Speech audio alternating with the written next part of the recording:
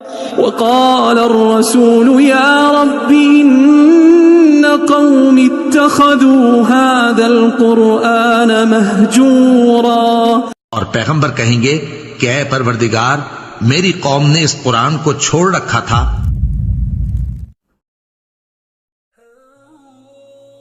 نکاح جو ہے وہ سنت ہے، وہ ضرور کریں، لیکن اتنے ہی نکاح کریں جتنے آپ سنبھال سکتے ہیں، ورنہ جو ہے نا وہ اپنے لیے الٹا یہ نہ ہو کہ مصیبت کھڑی کر دیں۔ یہاں تو جو بندہ کچھ کر نہیں رہا ہوتا کہہ دیتا بیاہ کر دو، تاکہ پورے دو خاندان کچھ کرنا شروع کر دیں، یعنی آپ لڑنا شروع کر دیں، سارے ویلیاں نوں جڑا موقع مل جائے اپنا کام کرنے دا۔ وہ کہتے ہیں یہ غریب آدمی آیا تو نبی علیہ السلام نے فرمایا شادی کرو، وہ اور غریب ہو گیا، پھر دوسری کرائی، پھر تیسری کرائی، چوتھی امیر ہو گیا۔ اس طرح کوئی امیر ہوتا ہے؟ سر بخاری مسلم دونوں میں حدیث ہے، اے نوجوانوں کے گروہ جس میں استطاعت ہے نا وہی نکاح کرے۔ نکاح کرنا تمہاری عفت اور عصمت کی حفاظت اور نگاہوں کو نیچے رکھنے کا ذریعہ ہے، اور اگر تم نکاح کی استطاعت نہ رکھو تو روزے رکھ کے اپنی شہوت کو ٹھنڈا کرو۔ یہ حدیث بخاری میں بھی ہے، مسلم میں بھی۔ تو وہاں حضور کہہ سکتے تھے نا کہ استطاعت نہیں ہے تو جلدی سے شادی کر لو تاکہ امیر ہو جاؤ، استطاعت صاحب استطاعت بن جاؤ، نہیں۔ اور یہاں استطاعت سے مراد فائنینشیل استطاعت ہے۔ باقی اگر سیکچول استطاعت کا ہو تو وہ تو آلریڈی اس میں موجود ہے، تبھی تو کہا جا رہا ہے کہ روزے رکھو، ورنہ تو اس کی نکاح ہی نہیں ہوگا۔ تو استطاعت ہو تو نکاح کرو، اور اگر استطاعت نہیں تو روزے کے ذریعے اپنی شہوت کو ایڈریس کرو۔ پھر بخاری مسلم میں وہ حدیث ہے جو 3 اصحاب غیر موجودگی میں نبی الاسلام کی ازواج کے پاس پردے میں آ کے حضور کے معاملات پوچھتے ہیں، تو وہ نبی الاسلام تو ایک نارمل زندگی گزار رہے تھے، آپ رات کو سوتے بھی تھے، آپ نفلی روزہ رکھتے بھی تھے، نہیں بھی رکھتے تھے۔ تو بخاری مسلم کے الفاظ ہیں، انہوں نے نبی الاسلام کی عبادت کو ہلکا جانا اور پھر آپس میں گفتگو کرتے ہوئے کہا کہ اللہ کے نبی تو بخشے بخشائے ہیں، ان کو کیا ضرورت ہے۔ ایک نے کہا کہ میں پوری زندگی شادی نہیں کروں گا، صرف اللہ اللہ کروں گا۔ دوسرے نے کہا کہ میں روزانہ روزہ رکھوں گا، اور تیسرے نے کہا کہ میں روزانہ پوری رات جاگا کروں گا۔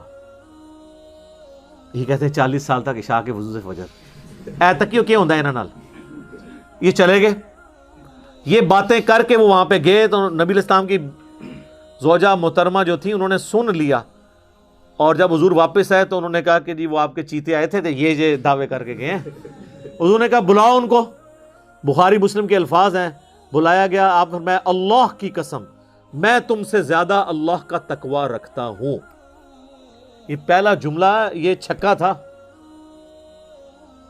کہ تم تقوی اور نیکوکاری یہ سمجھتے ہو کہ یہ حرکتیں کرو گے اور مجھ سے زیادہ کوئی نیک ہو سکتا ہے؟ میں اللہ کا پیغمبر ہوں، میں تم سے زیادہ اللہ کا تقوی رکھتا ہوں، میں نفلی روزے رکھتا بھی ہوں، چھوڑ بھی دیتا ہوں، میں رات کو آرام بھی کرتا ہوں اور اٹھ کے نماز بھی پڑھتا ہوں، یعنی ایک نارمل لائف گزار ہوں، اور میں نے بیویاں بھی رکھی ہوئی ہیں، نکاح کیے ہوئے ہیں۔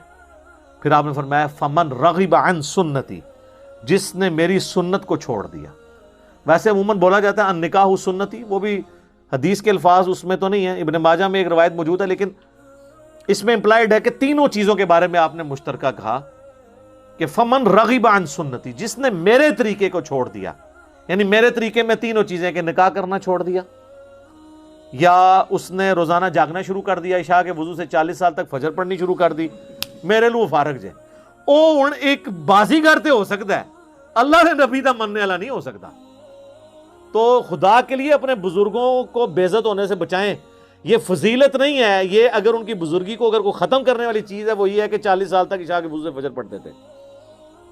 جی اے تے بزرگ وڈنے والی ہے گل، بزرگاں نو بچانا ہے تے یہ کیا کرو رات نو سوندے بھی سن تے اٹھ کے نماز بھی پڑھ لیندے سن، یہ نہ کوئی عشاء کے، یہ بتاتے ہیں کرتب ان کا، یہ کرتب ہی ہے نا، یہ تو یہ حدیث دیکھ۔ اور اس حدیث پہ نا امام بخاری نے باب باندھا ہے کہ عبادت میں غلو کرنا ناپسندیدہ عمل ہے، یہ ہے کتابوں کا دین اور وہ ہے بابوں کا۔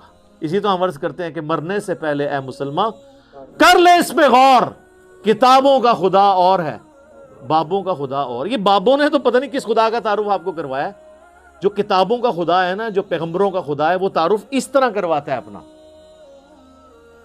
اور یہ فضیلت بتا رہے ہوتے ہیں. ایک اور حدیث ہے بخاری اور مسلم دونوں میں, حضرت عبداللہ بن عمر بن عاص کی بیوی نے حضور کو شکایت بھیجی کہ یہ جو آپ کا صحابی ہے نا, یہ میرے حقوق پورے نہیں کرتا, یہ روزانہ روزہ رکھتا ہے اور رات کو بھی پوری رات عبادت کرتا رہتا ہے.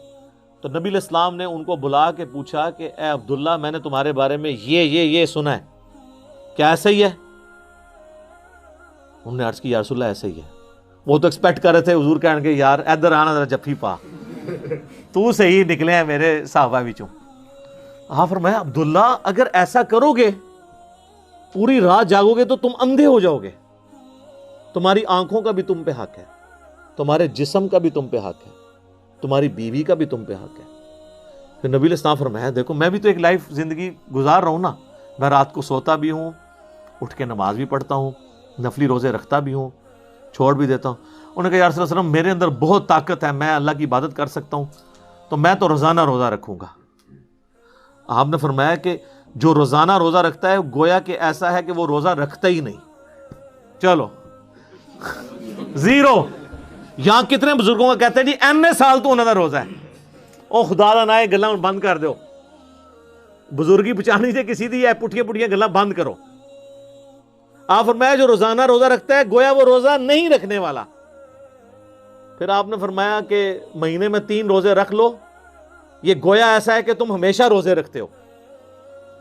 ان کا یا رسول اللہ میرے میں اس سے زیادہ طاقت ہے. پھر حضور نے اور بڑھائے کرتے کرتے آپ نے آخر میں فرمایا کہ بس اتنی اجازت ہے کہ ایک دن روزہ رکھو, ایک دن نہ رکھو, یہ داودی روزے ہیں, اس سے زیادہ میں تمہیں اجازت نہیں دوں گا. تو پھر جب وہ بوڑھے ہو گئے نا تو وہ پھر وہ یاد کرتے تھے اس حدیث کو, کہتے تھے او کاش میں نے حضور کی وہ والی فیسلٹی لے لی ہوتی, اب مجھ سے نہیں روزے رکھے جاتے. تو وہ حضور نے تو مجھے پہلے اتنی بڑی آفر کی تھی. خیر ہمارے لیے تو اس سے بھی آسان آفر ہے. صحیح مسلم میں حدیث ہے, جامعہ ترمذی میں, سنن ابی داؤد میں, سنن نسائی میں, سنن ابن ماجہ میں, یہ جو 6 مین اہل سنت کی کتابیں ہیں نا, بخاری کے سوا باقی 5 کی 5 کتابوں میں حدیث ہے کہ جو رمضان کے روزے رکھے, اس کے بعد شوال کے 6 روزے رکھ لے, گویا اس نے پوری زندگی کے روزے رکھے. یعنی ہر سال وہ رکھتا رہے نا تو سال کے اس کے روزے ہوتے رہیں گے. اور وہ 6 روزے آپ پورے مہینے میں کسی بھی وقت رکھ سکتے ہیں. بعض کہتے ہیں ایک فوراً بعد رکھ لو, باقی بعد رکھ لو. بعض کہتے ہیں فوراً رکھ لو. نہیں, ایسی کوئی نہیں ہے. پورے مہینے میں آپ کسی بھی وقت 6 روزے وہ پورے کر لیں, جس طریقے سے مرضی. ساتھ رکھنے کا یہ فائدہ ہوتا ہے, ایک روٹین بنی ہوتی ہے تو وہ رکھنے آسان ہو جاتے ہیں, کیونکہ بعد میں پھر جیسے ہی تھوڑی گیپ آتا ہے نا تو پھر رکھنے مشکل ہو جاتے ہیں. بہتر یہ ہے کہ عید کے فوراً بعد روزے ساتھ شروع کر دیے جائیں, جتنا آسانی کے ساتھ کوئی رکھ سکتا ہے. تو وہ بھی گویا اس طرح ہے جس طرح پورے سال کے روزے رکھنے والا ہے. تو سر یہ کتابوں کا دین بہت آسان ہے. میں اکثر اپنے بھائیوں سے کہتا ہوں, لوگ تو یہ کہتے ہیں کہ علم دین آئے گا تو پھر مشکل ہو جاتی ہے, عمل کرنا پڑ جاتا ہے. سر یہ لوگ کہتے ہیں, حالانکہ اگر آپ کے پاس علم دین آ جائے نا تو آپ کے لیے دین پہ چلنا آسان ہو جاتا ہے. کئی کام آپ ایسے کر رہے ہوتے ہیں جو فضول ہوتے ہیں اور آپ نے خام خواہ اپنے آپ کو مصیبت میں ڈالا ہوتا ہے, اور وہ اللہ کی نافرمانی کے کام ہوتے ہیں, اور آپ اس میں مشقت اٹھا کے تو بڑے ثواب کی امید لگائے بیٹھے ہوتے ہیں, جبکہ اللہ نے اسے 0 سے ملٹیپلائی کرنا ہے. صحیح مسلم میں حدیث ہے, نبی علیہ السلام فجر کی نماز پڑھنے کے بعد اپنے گھر تشریف لائے تو آپ نے اپنی زوجہ سیدہ جویریہ کو دیکھا کہ وہ مصلی پہ بیٹھی ہوئی ہیں. تو آپ کافی دیر بعد جب واپس آئے نا تو وہ ابھی تک مصلی پہ بیٹھی ہوئی تھی. کم از کم 1.5-2 گھنٹے تو بنتے ہیں فجر سے لے کے اشراق تک, اور اس کے بھی بعد حضور تو صحیح مسلم میں آتا ہے کہ کافی جب سورج بلند ہوتا تھا تو واپس آتے تھے. تو آپ جب گئے یعنی فجر کے لیے جا رہے تھے تو وہ مصلی پہ تھیں, اور واپس اتنی دیر بعد آئے تو مصلی پہ ہی تھی. آپ فرمایا تم صبح کی بیٹھی ہوئی ہو مصلی پہ, اور میں نے آنے کے بعد 4 کلمات 3 دفعہ کہے ہیں, اور مجھے اس سے زیادہ ثواب مل گیا جو تم صبح سے بیٹھی ہوئی ہو. سبحان اللہ و بحمدہ عدد خلقہ ورضا نفسہ وزنت عرشہ ومداد کلماتہ. یعنی سبحان اللہ و بحمدہ کے ساتھ 4 کلمات, عدد خلقہ ورضا نفسہ وزنت عرشہ ومداد کلماتہ. اس کو 3 دفعہ میں نے پڑھا اور تم سے زیادہ ثواب مل گیا. یہ ہم نے صبح شام کے اذکار میں یہ بلو کارڈ کے اندر وظیفہ ڈالا ہوا ہے. تو سر ثانیہ. اب جس کو یہ پتا ہوگا, خصوصاً میرے جیسا بندہ جو مسجد میں فرض کے بعد زیادہ دیر بیٹھ نہیں سکتا مولویوں کے شر سے بچنے کی وجہ سے, تو ہم تو پہلے بہت بیٹھا کرتے تھے, اب تو کہیں نہیں بیٹھ سکتے. تو پھر ہم اسی طریقے سے اب گزارا کر لیتے ہیں. باقی ہے کہ اشراق بندہ گھر بھی پڑھ سکتا ہے, ضروری نہیں کہ مسجد میں پڑھنی ہے. تو ہمارے جیسے لوگوں کا بھی اللہ نے خیال رکھا ہوا ہے اس اعتبار سے کہ یار 3 بار یہ پڑھ لو, ٹھیک ہے. مسجد اگر مولوی نہیں بیٹھ دیتا خیر ہے, ثواب تو اس تو زیادہ دے دیں گا, ٹھیک ہے نا. اور جو بیٹھ سکتا ہے وہ نور لا نور کرے, بیٹھے بھی اور یہ بھی پڑھے, ٹھیک ہوگا جی. اللہ تعالیٰ سے دعا ہے جو حق بات میں نے کہی اللہ تعالیٰ ہمارے دلوں میں راسخ فرمائے. اگر جذبات میں میرے منہ سے کوئی غلط بات نکل گئی تو اللہ تعالیٰ ہمارے دلوں ہی سے اسے محو کر دے. ہمیں کتاب و سنت کی تعلیمات پر عمل کر کے دوسرے بھائیوں تک پہنچانے کی توفیق عطا فرمائے. سبحانک اللہم و بحمدک اشہد ان لا الہ الا انت استغفرک و اتوب الیک وما علینا الا البلاغ المبین. جزاکم اللہ خیرا.